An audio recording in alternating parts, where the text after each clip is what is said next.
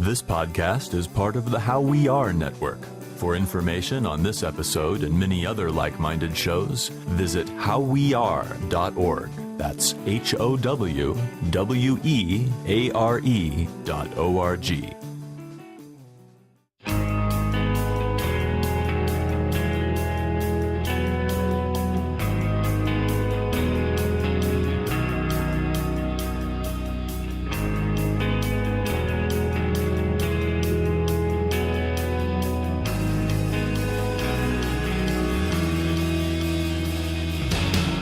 Greetings, everybody, and welcome to another episode of 100 Words or Less, the podcast.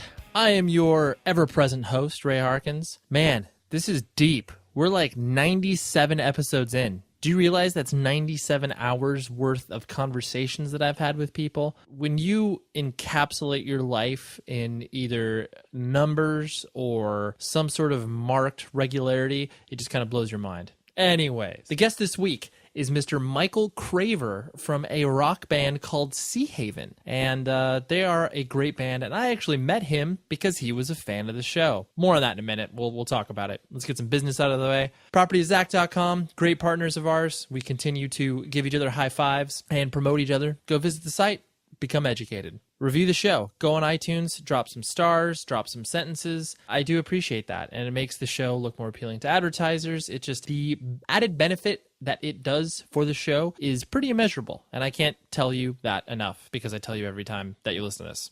So if you haven't done it, let's do it. And then visit the website, 100wordspodcast@gmail.com. That's the email address, or 100wordspodcast.com. Oh, yes. Sometimes there's just too much information running through my head. But in any event, visit the website or email the show, and let's talk. Love hanging out with people online and in real life as well. But, you know, it's always nice to have that dialogue about the show. So, Michael, he emailed the show and was like, hey, I love what you're doing. I listen to it at work.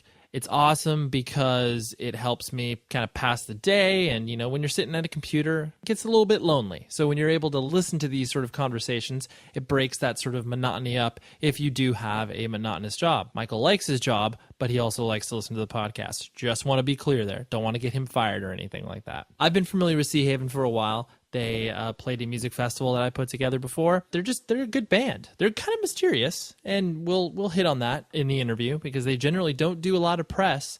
And so when I started to correspond with Michael, I was like, dude, how about you come on the show? Recorded this before they headed out on a bunch of tours that they're doing around their new record, which is really, really good, by the way. So, without further ado, here is Michael, and I will talk to you after the show. Don't tell me, this is for good. The leaves will never change. I'm waiting, still waiting for your face. Your ex need a fix of brains. 4 years and my first introduction to Seahaven in general was, because you guys played Sound and Fury 2010, I think? I think we did 11 and 12. 11 and 12, okay, yeah. It all kind of just compresses. I'm into sure. Where it's like... Was that like an 80-band bill? Oh, totally, and I just... span of however many years. And I just try to, like, once the weekend happens, I'm just like, I can't pay attention to anything. I'm just like, I just want to live through it. I just want to put my head down and get through this. Survival mode. Pretty much. Yeah. But it was before that where I became aware of you guys. It was one of those things where it was like, there's not much stuff out about you guys online. Like, you guys haven't done a ton of interviews. I mean, maybe it feels like you have, but just as far as like simple Googling and stuff like that, you're just like, there's not a ton of stuff out about you guys. Right. I mean, do you agree with that? Like, or have you... Yeah, I think... It seems like, and just to interrupt the thought, but like, it seems like the level of awareness about Seahaven is good for the fact that you guys obviously haven't been able to do a ton from a touring perspective. You guys have done a lot, right? But like, not, you guys obviously haven't like, all right, like, we're out 300 days out of the year, like, yeah, this is what we're doing. Sure.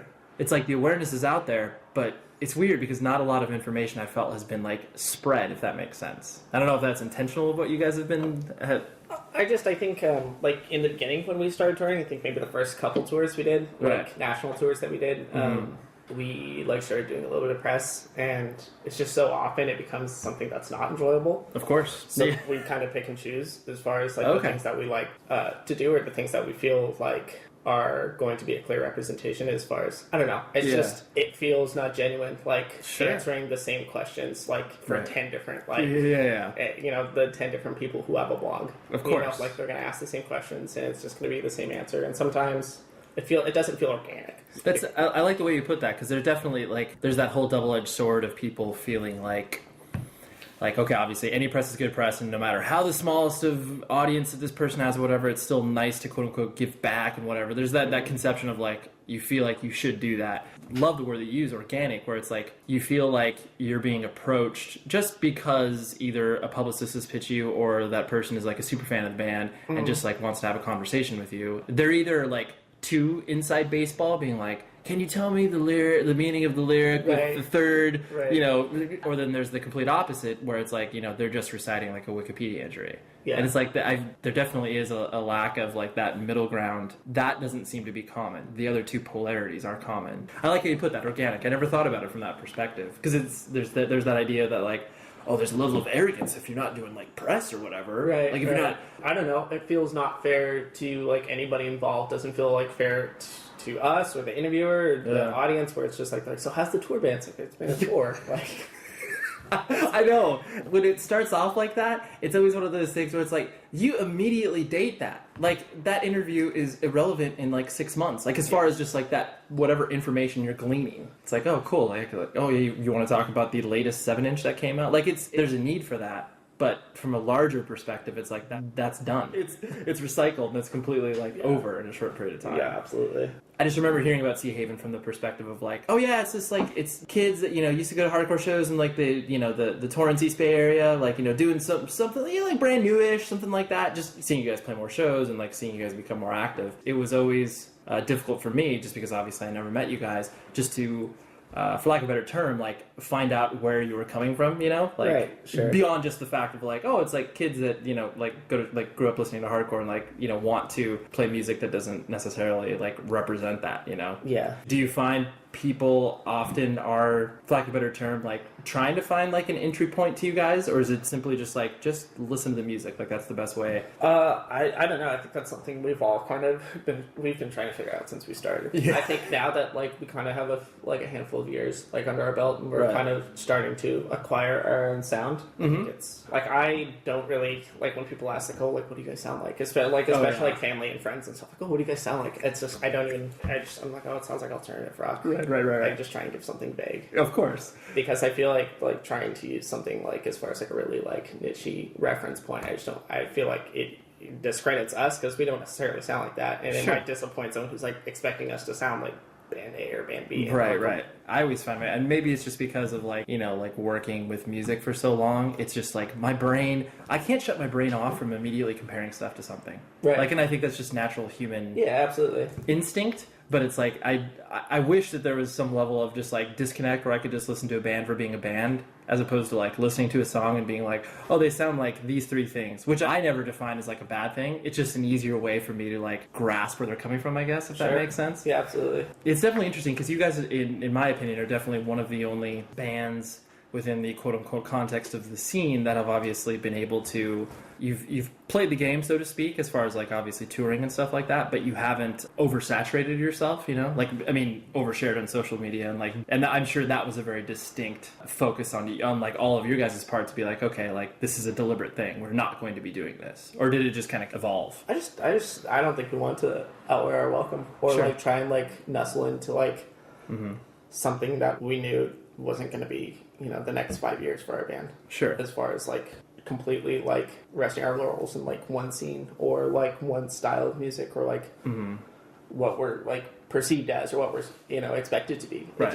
It just doesn't seem. Yeah, it's I don't know if it's necessarily a deliberate thing for us. It's just it would have never felt comfortable for us to try and do that.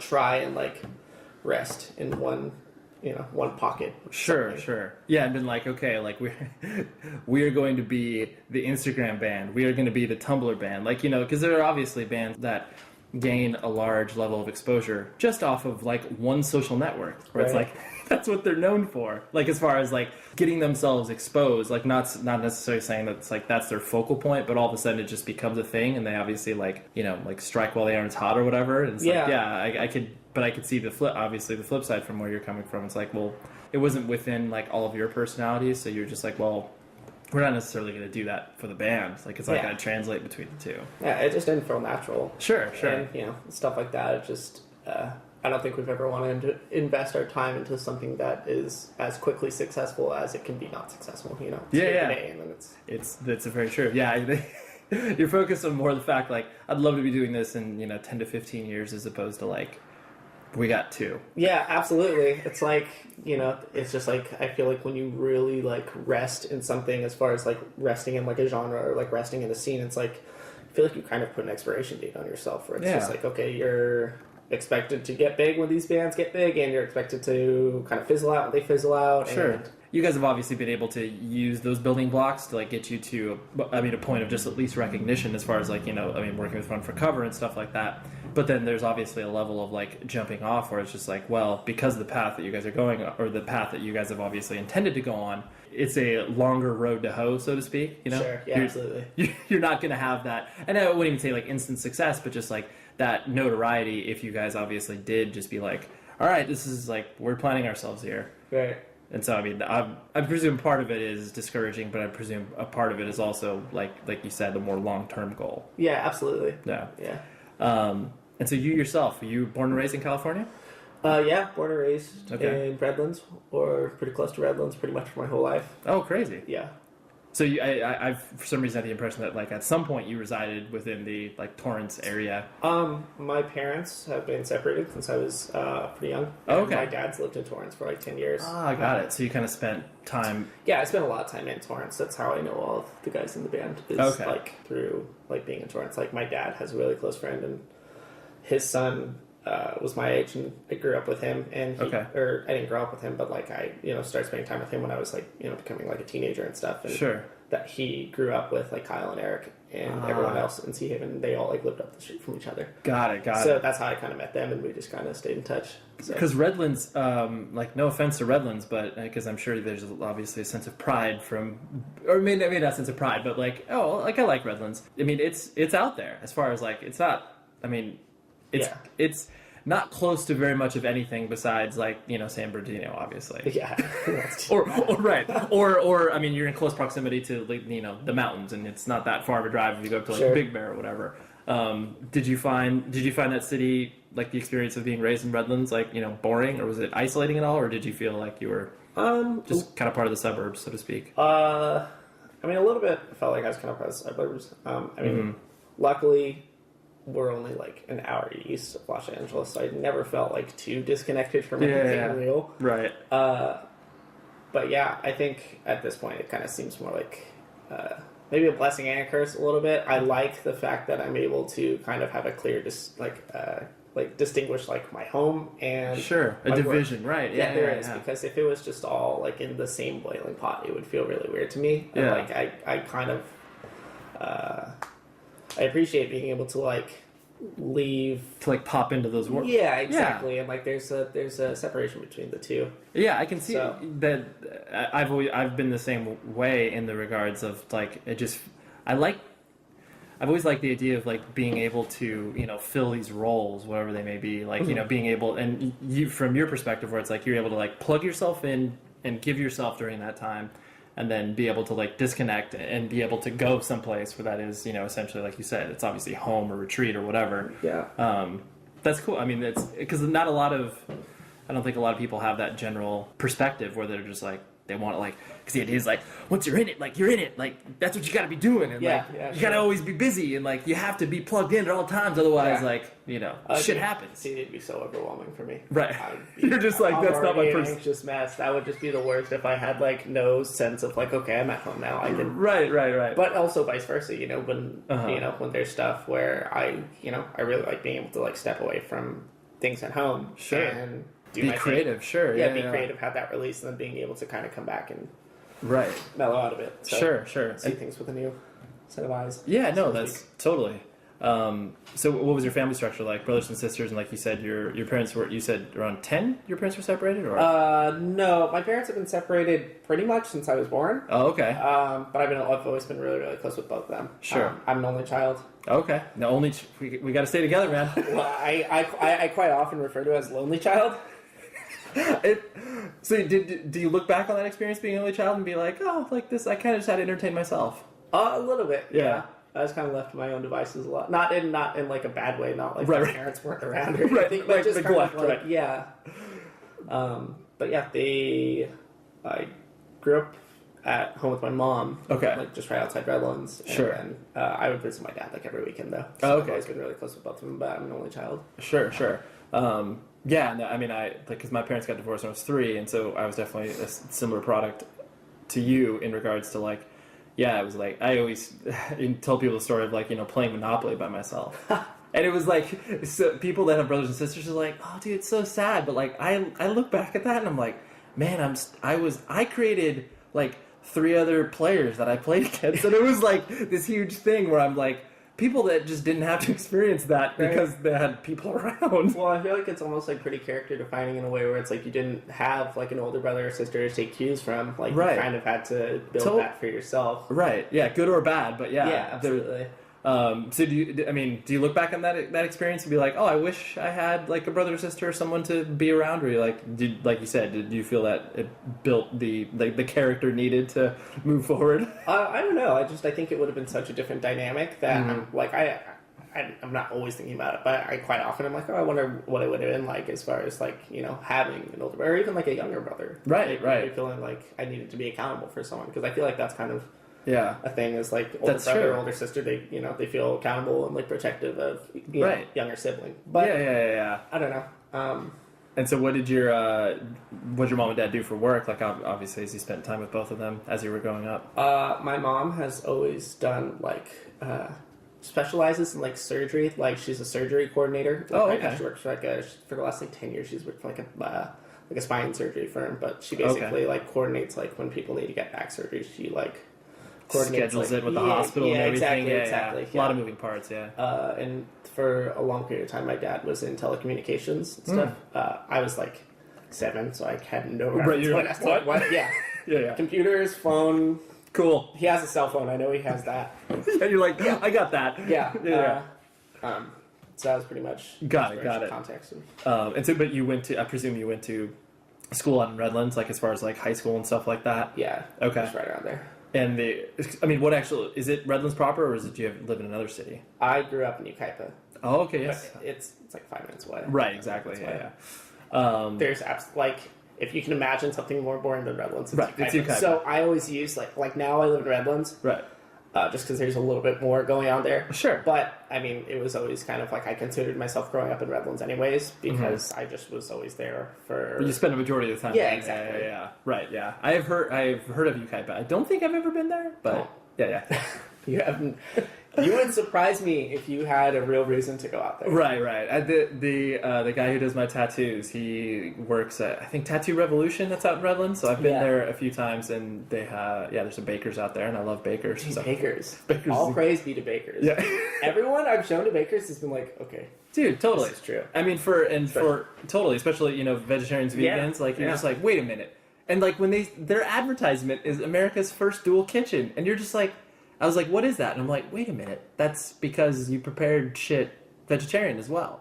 I thought it was because they did American food and Mexican food. Oh, Dual good kitchen point. like that. Good point. See, I'm totally making another narrative. I'm not trying to shoot you down. That might be it. But That way more plausible.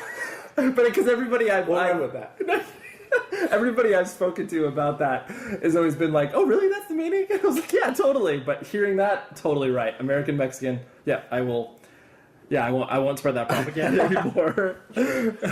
And so, as you were growing up, like, what did you find yourself like getting into? Obviously because you had to, take cues from other places. Like, were you, Music. Like kids. Period. Yeah. Okay. Yeah, absolutely. From a really young age. And how were you exposed to that?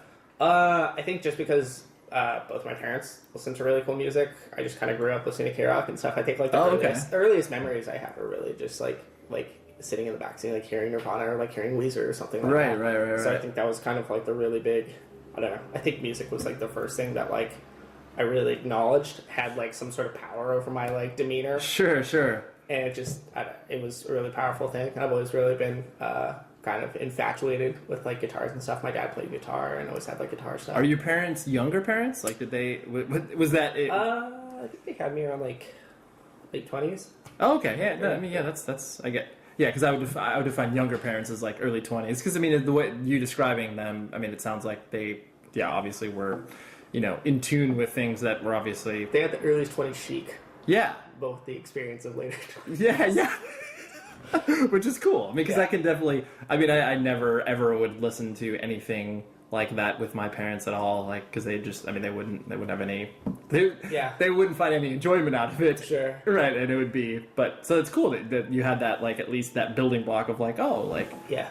There's an awareness out there. Yeah, absolutely. Did you immediately start trying to, I mean, like, once you were able to start to find as much as you possibly could about that stuff, or was it just like it kind of started permeating in? I kind of bounced around a lot. Like, I think, like, up until, like, the age, like, I don't know, up until I was, like, 10 or 11, I just, like, really, really loved, like, K-rock and, like, alternative bands. Like, I loved Korn. Oh, yeah. Dude, who didn't? Yeah. Of course. It was edgy. Yeah, I wasn't allowed to listen to Marilyn Manson. I think there was some sort of allure there. There's a huge allure there. I mean, Antichrist Superstar still, like, that record's scary. Like, I revisited it maybe, like, 2 or 3 years ago, and it was like, I can see why this shit, like, really caused a stir. Yeah.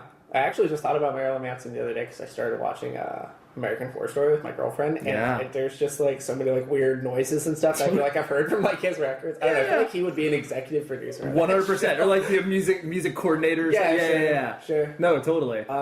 Then I think I went through like that pretty typical like young white kid rap phase. Oh yeah, sure, where, like, of course. Loved like Eminem, Dr. Dre, and like. Oh, dude. Well, how old are you? I'm 23. Okay, yeah, you're because I'm 33, so we got 10 years, but you 100% need to go through that. Like Dr. Dre, The Chronic, and Snoop Dogg's Doggy Style, like those records, I still listen to, and I feel hard, even though I'm like furthest from being hard. Yeah. You just feel like I don't know what it is that is easy to identify with, where it's just like, man, he's got, like, maybe it's a Southern California thing. That's true. Yeah, totally. Yeah, because clearly that sound is very West Coast and obviously super high synthesizer. And, totally. Yeah.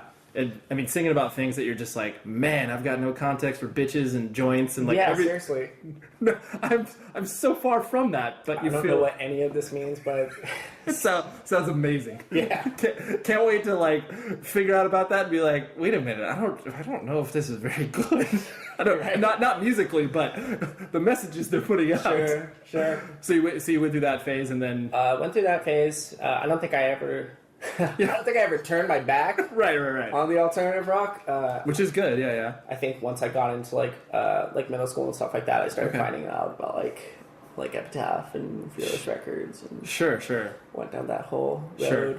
And so as you started to go through high school and stuff like that, did you gravitate towards like sports, or was it still like basically just music? Like I gravitated towards being a really bad student. Oh, okay. But because I was so distracted with music, like using music. And so you were playing guitar at that point too? Yeah. Okay. Yeah, I think I was like in 5th or 6th grade. I got a bass guitar first. Oh, okay. So I started learning bass. Like had to learn like every Blink-182 song on bass. Every Green Day song. Yeah. Those are great. I mean, there's a reason that stuff is popular because it's so, for one, it's so easy to learn, but then you do feel like you've accomplished something when you're like, I know like 4 Blink songs and like 3 Green Day songs. Yeah, like, totally. You feel like you're an accomplished musician at that point. Those bands had some bitchin' bass lines too. They do. When I would learn like one of the intermediate bass lines, I'd be like, dude, I really am fucking. Yeah, you're like, making some progress here. Yeah, you're like, this is next level. Sure. And literally, this is intermediate now, so this is next level. But then, did you ultimately want to end up at guitar, or you were just like? I don't think that was the game plan. I think I just naturally kind of gravitated towards it. Sure. I want to start learning how to play like metal riffs and stuff like that. Right. And it's a lot less intriguing on a bass guitar. So right. Start playing guitar, and then that was kind of. I still really like playing bass, like especially like now, more so now. I would like much rather play bass in a band or like play like I don't know. Right. It just seems Right. Seems a lot more fun. Revisiting my roots. Totally. Yeah, the grass.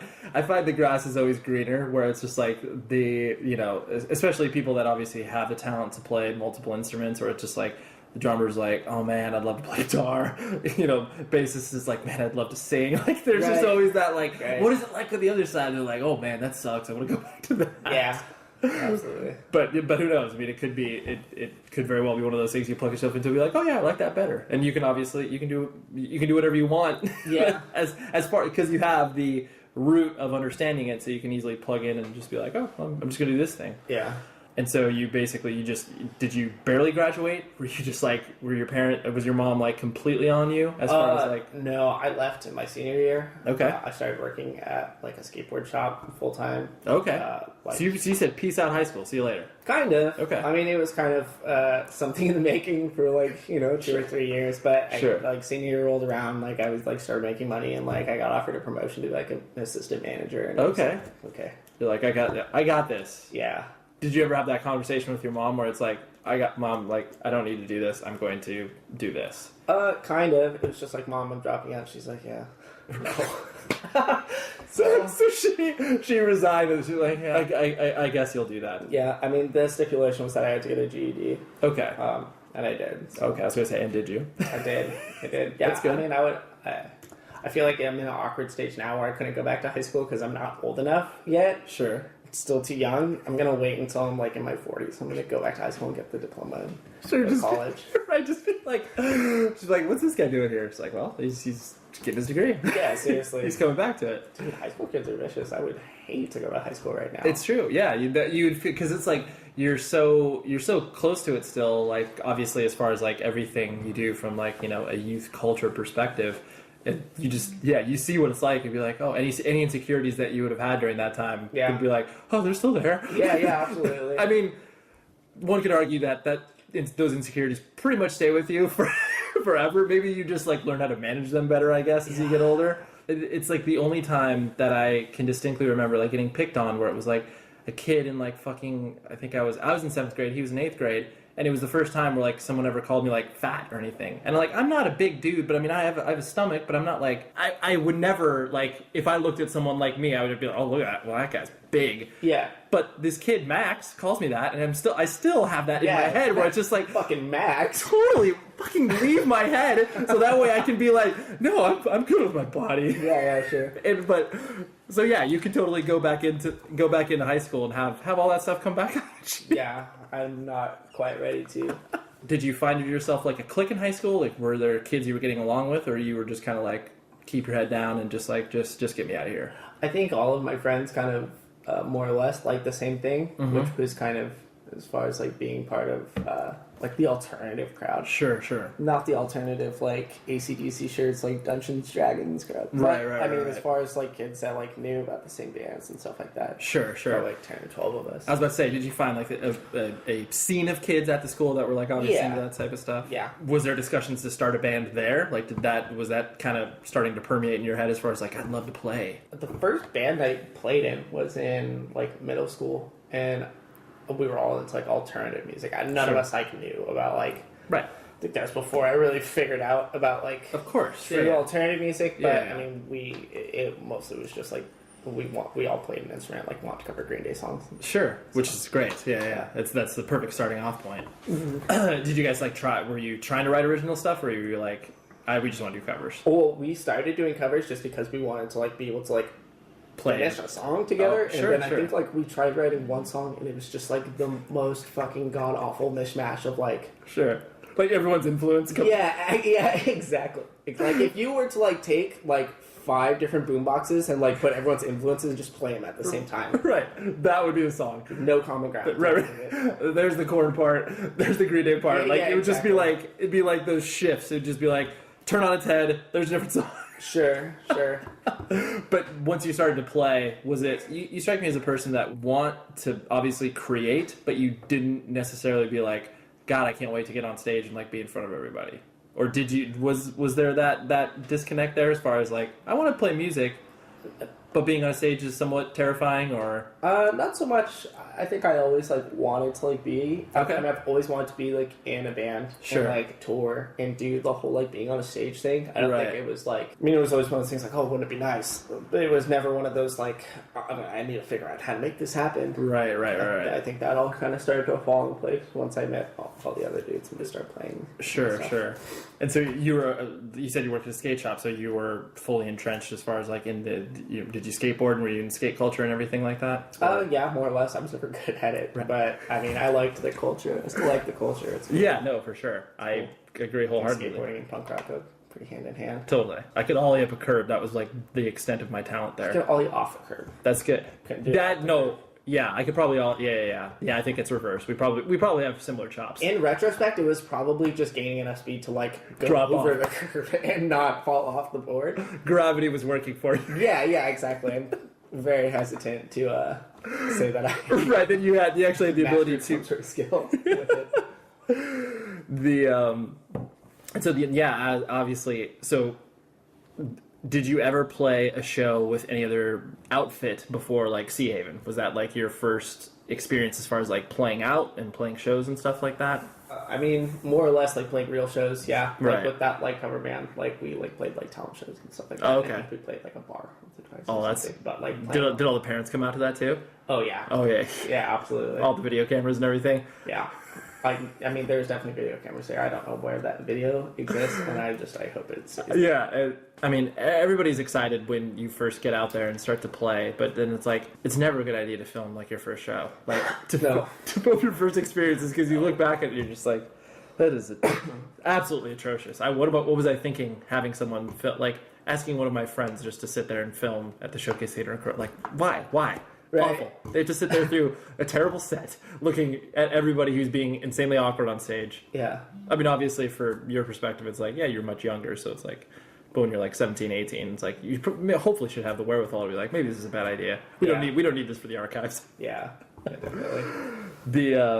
And so then like you said, basically you spent a lot of time in the South Bay area, so you got to know the rest of the guys just by like spending, weekends out there and stuff like that, and like the concept of you guys all playing together just kind of gelled naturally, or how did that all... That came up later on. Like I was spending a lot of time there on weekends because I was still like 15 or 16, and I had to go out and see my dad and stuff. Right. So I like met them and stuff, and we stayed friends for a couple of years. I mean, as close as friends, Right, of course. That we'll consider that long distance friendship. Yeah. 15. So Right. I mean, thankfully there was, like MySpace and stuff like that, where like or Facebook, where we kind of kept in touch with each other. But the idea of playing together didn't come up until like 2009. That's the year I dropped out and like started doing the skateboard shop. And I got in touch with Kyle, and like I was like, let's hang out. Like there was no like sort of like let's play music. It was just like, Right. Hey man, right. Yeah, like I drove down there one day and like I had my acoustic guitar with me, and he had we went to his house and and we were just kind of like messing around, and he like showed me a song he was working on, and we started jamming it out, and I think that's when we kind of decided that we want to play music together. Sure, that's when we're like, oh, this could be, this friendship already exists, but like, oh wow, we can be creative together, and that's kind of fun. It seems like the structure of like Seahaven in general is one of those things where you guys have all, just because you haven't been able to, or not even haven't been able to, but you guys haven't done like the 300 days out of the year, like we're gone, that sort of thing. But you guys seem to have structured your lives to where the band can be like the focal point, where it's like you have the ability to tour kind of whenever, as far as like the opportunities presenting itself and stuff like that. Right. But I presume that's like a very deliberate decision on your guys' part to be like, okay, like we all need to have jobs and shit that we will all be able to like leave at a moment's notice and that sort of stuff. As far as like kind of turning it on and off, it's never been like a deliberate thing for us. In a perfect world, we would just do this. And Sure. I mean, it's thankfully now it's like working towards that, where it's like we're kind of growing to a point where we can do this, Right. do this. But before, it was just always kind of like we don't really have a sound that can like just I don't think booking agents just can easily throw us around to each other like, oh, like put on this, and this. Right. It's like there kind of had to be the right opportunity. Mm-hmm.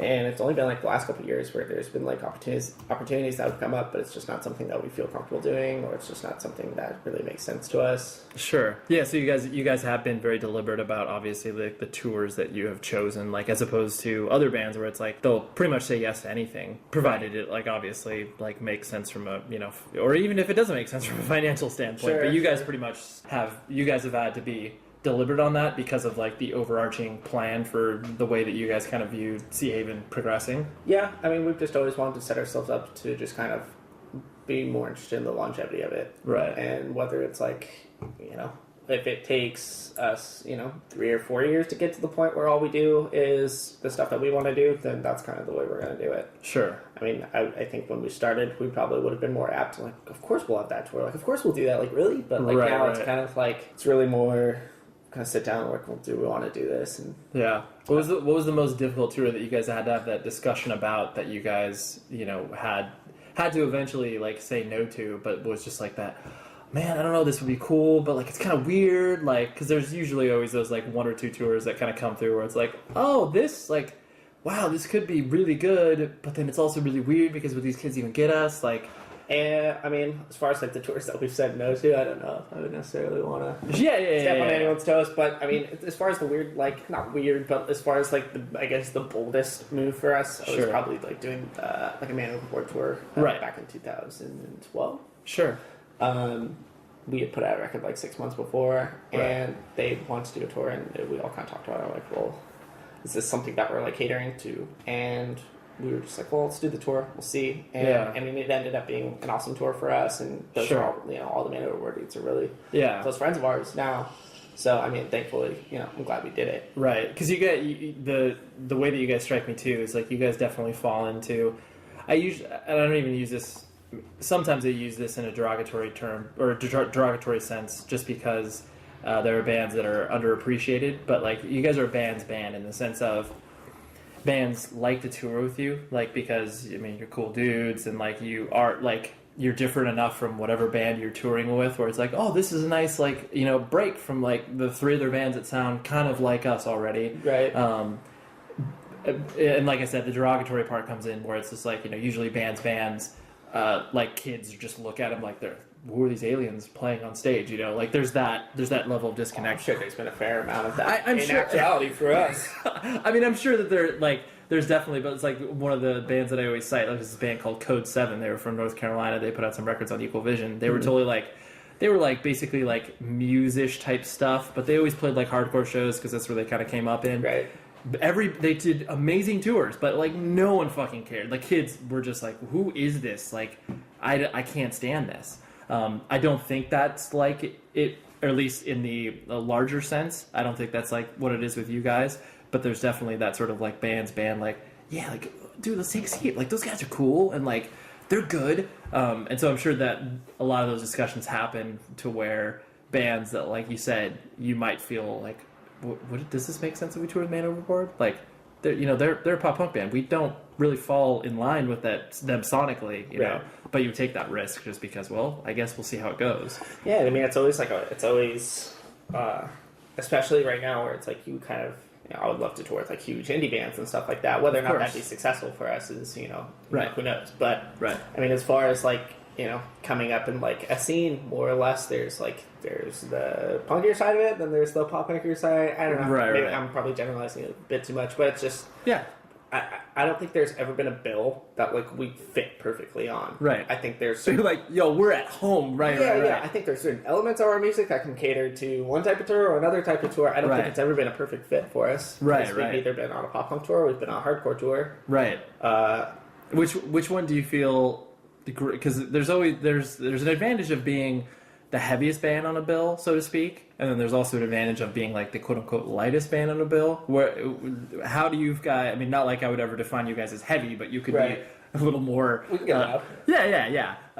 So where have you seen the most like reaction from that perspective, where it's been like, oh, we stand out because we're heavier, or we stand out because we're, lighter, so to speak? I think if we have to gravitate towards either of the two. I Yeah. think we gravitate towards the heavier side of things. Sure. Just because it seems a lot easier to be like heavy and get away with kind of like having more pop sensibility as opposed to the other way around where these kids are coming to see, Right. not to- Heavier stuff. Yeah. You're generalizing, of course. Sure. But I mean, it's just, it kind of makes more sense in that sense where, we can, I mean, we can like get away with having like dark undertones and like Right. and stuff. Totally. Yeah. You may have more room to play around with that as opposed to vice versa, where it's like, can like we not sing these parts as good? Like, Sure. Yeah. can we not be as quote unquote slick? You guys also strike me as a band, like in reference to obviously like the scene and everything in general. You guys also seem like a band that can help usher kids to listen to more, lack of a better term, like left of center stuff. Like, can obviously bring them along from being like, I exclusively listen to, to Transit and the Wonder Years, but then they hear Seahaven, and that's kind of like, that's like their introductory to be like, oh, like I can listen to something that sounds sort of different. Have you had interactions with kids from that perspective? Be like, oh, like, this, I was able to open themselves up, whether they deliberately say that or you just kind of notice. I mean, not notably. Yeah. I think there's a weird thing going on where like the kids who like kind of like bands like the Wonder Years also really like bands like like Lost Beat or Tuesday Morning or like Balance or something like that. They like kind of fight. And I think I just think that they maybe have an admiration for this whole scope of thing that's going on. I don't think that's necessarily it's a bit weird, but I think it's also really unique. It's really cool that like they're not limiting themselves to like, oh, I like music that sounds like this. Like they just like they like a little bit of everything. So there's never been like a real like I don't think there's ever been a really notable time where it's like, oh yeah, like I used to only listen to these bands, but I heard you guys, and now I'm listening to right band A and B. The Decemberists, right? Yeah, sure. yeah. I definitely think that there's a truth to that, where it's just like it feels like everybody's distinctly a part of a scene, but everyone's like doing their own impact and mark on like these different sounding elements to all the same thing. Yeah, if that makes sense.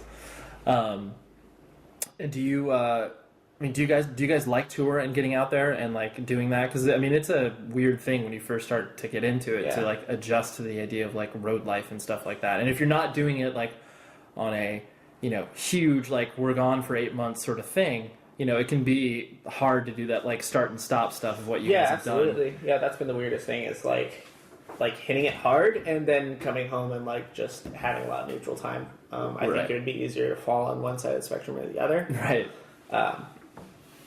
But I don't know. I think we enjoy touring and being together and playing together. I don't think for a second though that we would enjoy it if we weren't in the right sort of mindset and setting as far as like enjoying what we're doing. I think that's a big part of why we've decided to not do a lot of stuff is just like it's real. Like those are like my best friends. Right. Like, those are the people that I'm closest with, and this is everything I've ever wanted to do, and I don't want to spend a second of it doing something that doesn't feel right or doesn't feel comfortable. So I think I think we're all kind of on that same page, and that's it's kind of led us to dial things back here and there.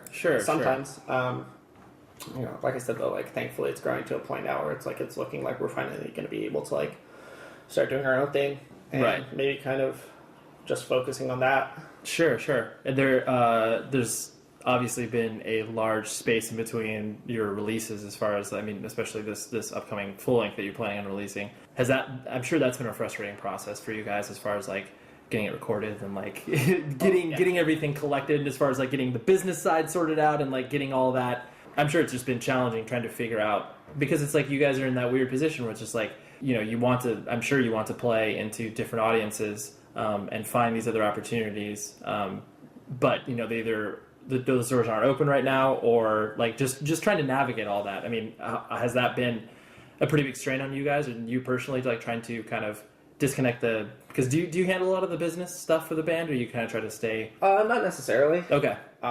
I mean, when it calls for it and some stuff, yes, but mostly no. I just kind of like you do your thing, that's necessary. It's funny because like a lot of us don't. Like it just kind of happens. It's funny. We're not as hands-on as one would assume. I think we're really hands-on with like the artistic side of it. As far as like I think we kind of piss off our team a lot as far as like not necessarily playing ball like we're supposed to. Right. Sometimes, but Sure. that's just kind of the way it is. Has that been frustrating from you guys having to sort of shoulder the responsibility of like doing these business-like things that you're just like, well, because there's usually one or two dudes in a band that obviously like fulfill that role, Right. either by default or by the fact they actually like that. But it sounds like you guys have all kind of like been sort of that neutral, like you guys, no one's been like, I guess I'll be that guy, just like by default. So has that been weird trying to navigate the fact that like there's obviously four voices in the band? I mean, like now, like Kyle mostly handles like all the business stuff. He's That's you know good. like that, like our manager and Sure. networking agent and stuff like that. Like they all kind of work together and stuff. I think for a long time it was just kind of Whoever's answering emails that day. well, it's always been Kyle. It's just kind of one of those things where Yeah. I think we're really blessed now to have a team that understands that we're kind of we just kind of do things the way we want to do it. As far as like if we want to take it slow, we take it slow. Right. When we want to hit it hard, we hit it hard. Right. So Yeah, that's frustrating for managers and booking agents. yeah, I can imagine like not letting people letting them to do their job, but Right. do the jobs, but. Well, yeah, you guys obviously you have a goal and vision, and that's admirable in and of itself, because usually it's like when you're late teens, early 20s, you don't think about it in those long-term goals. It's usually just kind of like a incremental thing where it's like, yeah, we're going to release a demo, we're going to release a 7-inch or whatever. But you guys seem to have obviously have a more elaborate plan for it, rather than just like let's just get this shit out, like let's just do this. And Right. Yeah. It's always been.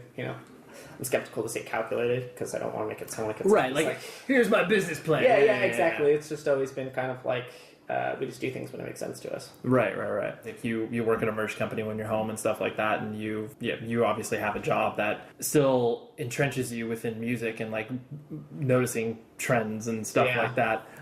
Has that been interesting to kind of like see how that side of the business operates too, as well, as far as just like how merch sales go online and stuff like that? Yeah, a little bit. I mean, merch connection deals with a whole different. They Totally. deal with a different realm Yep. of Stuff, right? So I mean, it's at least been interesting to like kind of like have an entire view on like how that sort of thing does, where it's just massive. Like the pre-orders that we do for those bands are just like it's insane. Right. It's like it's crazy. Totally. So I mean, it's been cool to see that, but then it's also really cool to see this crossover thing where it's like I'm packing an order for like I don't know. Like a really heavy band, and Sure. like there's a Seahaven shirt on that order. I'm like, what? Or like there's like a Store So Far shirt, or like a T-shirt Right. shirt, or something like that, where it's just like you kind of like see like this mishmashing of kids getting into different stuff. Totally. You're like, yeah, I'll order a Terror shirt, I'll order a 6 Gun shirt, and I'll order a Seahaven shirt. Right, It's like, right, absolutely. oh, that's kind of Yeah. You're like, you wouldn't typically put all of that together as far as like a kid's interest is concerned, but Sure.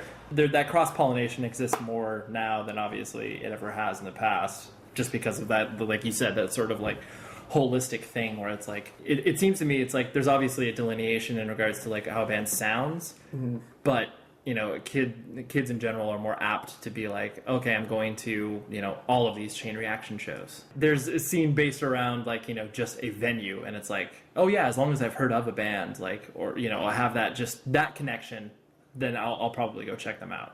I just assume that now it's like it's easy to know what you like. It's easy to know what you like, and you have stuff to pick and choose from, as opposed to like not necessarily knowing what you like or not being exposed to things as easily. And like, you go to a show every weekend because you want to be exposed to something new, as opposed to like you have the ability to pick and choose when you go to a show because Right. you know what you like. Totally. Or that, if you don't have anything like coming in and coming through as far as like from a touring perspective, whatever, it's like you've got a long time to like cultivate your online likes and dislikes and stuff like that. Then when Right. something does come through, you're just like, well, I'm going to go regardless. Like, I don't care. This is a live music experience. Yeah. So I need to be plugged into this. Yeah. You yourself as like, creating music and being, artistic and stuff like that. Is it one of those things that it's like you feel, that helps you alleviate, anxiety and fears and anything else that like you're, that's like a coping mechanism, or you feel that it's like a representation of obviously like just wanting to create? I think for a long time it was kind of a big source of my anxiety. Really? It's like feeling that pressure. You felt pressure to write stuff, to create for the band specifically. I mean, not putting words in your other band members' mouths or anything like that, but just that sort of internal. No, it felt like when things started happening for us, and it just kind of was this huge shock of okay, this might be our thing. Everything felt so much more immediate as far as writing stuff or the dynamic of the band. It all felt a lot more immediate, and now just being able to take a step back for as much as we have, or not be so submerged in it as much as we would, Right. You were initially, because that's true. I guess I didn't think about it from that perspective, because obviously it's when your first EP hit, it definitely was there was a lot of demands on you guys from either touring, playing shows, and that sort of stuff, and where's that full length? Get that, get Winter Forever together 6 months ago. We needed that.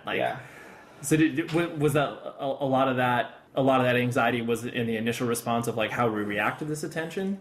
It felt so much like everything that we were going to do was going to be not big. It just felt like it was going to be a big deal for us, and it was going to really define us. And I think it just now it's we just kind of do what we want. And, we hope for the best. Sure. I think we're a lot more content with doing something that only a handful of people really get and really support, as opposed to trying to appease everybody. Sure. No, that's true. Yeah, you're not trying to appeal to, for lack of a better term, the lowest common denominator, to where it's someone may be into you, but that's not a lasting impression. They'll be oh yeah, I listened to that at whatever last year. It was whatever. You'd rather provoke a reaction, have a smaller but more passionate fan base than a larger and potential fickle fan base. Yeah, sure. I'm sure. I just feel that sets you up for such a better chance of longevity, where it's you have 10 people who really like you and are really going to support what you do, as opposed to 40 people who are lukewarm about you and may or may not support anything you do. Totally. You can have 40 people who think you're okay and whatever. They might not necessarily go see you play, but they can listen to you and not hate you. Or you can have the 10 people who are I really identify with the band, really like them, I want to go see them play, I want to buy their merch, whatever. Right. Because most of you guys are in your early 20s, right? Yeah, because I mean, the everything that you're describing sounds very, for lack of a better term, mature. You guys have. I don't typically hear the sort of focus from people, especially young. I mean, I define under 25 as being young, and once you hit over 25, then you're old as shit. But I look at all the moves that you guys have made, and the reaction, especially what you're describing, to that first wave of attention. That you guys had to have those sit down conversations and all right, what are we going to do here from the law, and I'm sure those conversations were they difficult to have, were they easy, or did it kind of initially reveal itself as making sense, or was this just well, this is all kind of part of our plan, let's. I think it's just we've all heard horror stories about people who they burn themselves out over 5 do 5 years of super heavy touring, and maybe writing records someone likes, maybe writing record people don't like, and you tour off of it, and you begin to not like what you do, and you begin to not like who you're with, and I just don't think that's ever been something that we've ever wanted to subject ourselves to. We would rather take a little bit of time and make sure that we're doing things the right way, and doing things the way we like to do it. Yeah, and I don't mean to belabor this point, but it's just interesting, because I said, to have that level of for lack of a better term, maturity and just clarity of we've seen how this has gone, and it is so tempting when stuff is presented to you to be oh man, let's do this now. Just take that because it's there, and obviously there's all signs pointing to why you should do this, rather than okay, we may be less popular because we're doing this, and we're not, on this we're going to release a record every year sort of thing. Right. And to be able to to take that, I'm sure, because there's a level of fear, or there's a level of being scared about missing a boat or missing an opportunity. I'm sure there was some of that conversation going on too. Yeah, we just tried to abandon that really early on. Yeah. It's kind of the greater good, It's always been about the greater good. It's always been about really, taking the time and doing things right and enjoying what we're doing, as opposed to doing something because we felt some obligation to do it. Right. I mean, maybe we're doing it ass backwards. Maybe we would be making twice as much as we do now if we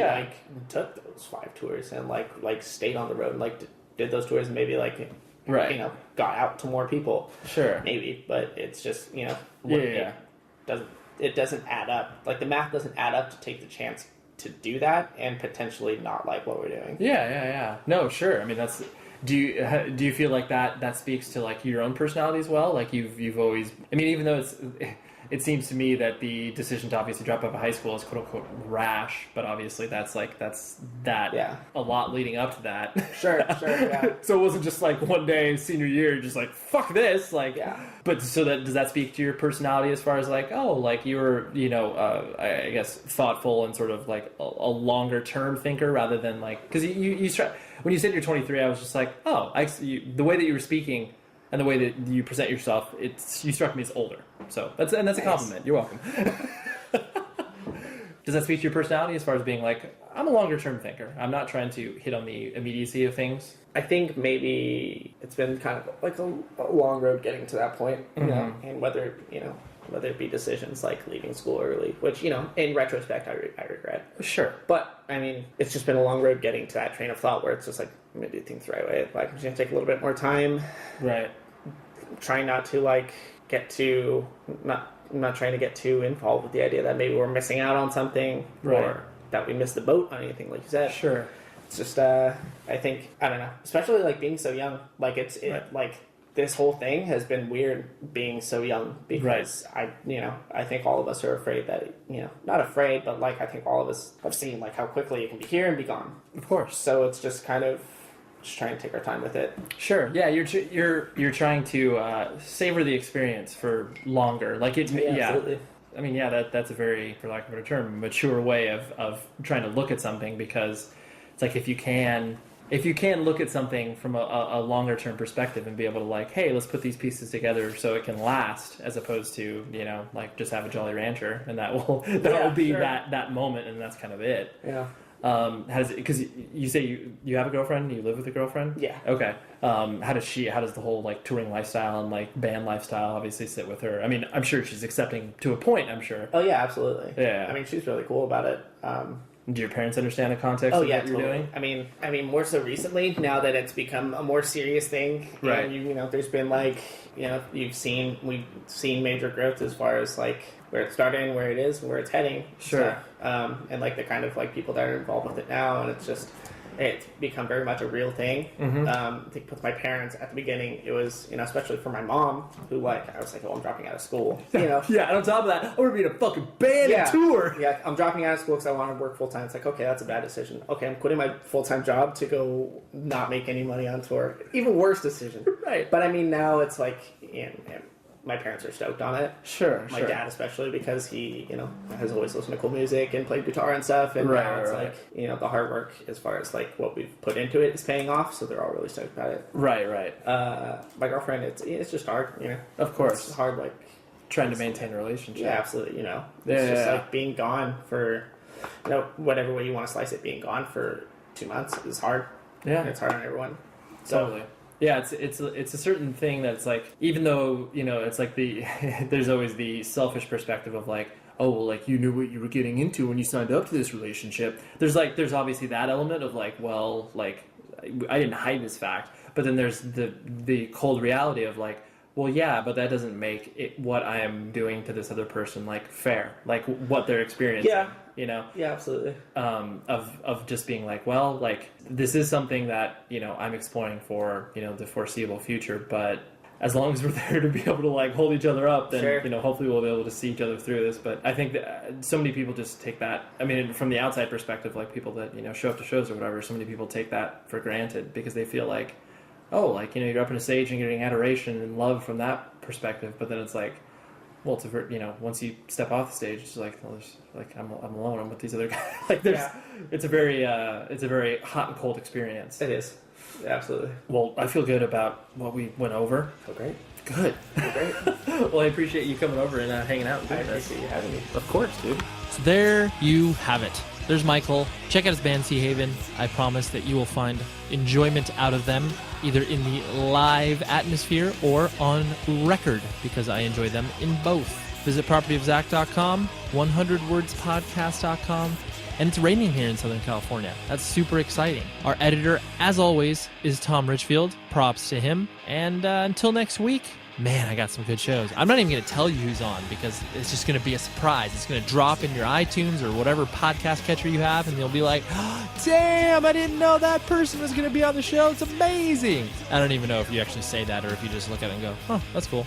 I think that's probably the reaction that you get. But anyways, be safe, everybody. I'll talk to you next week.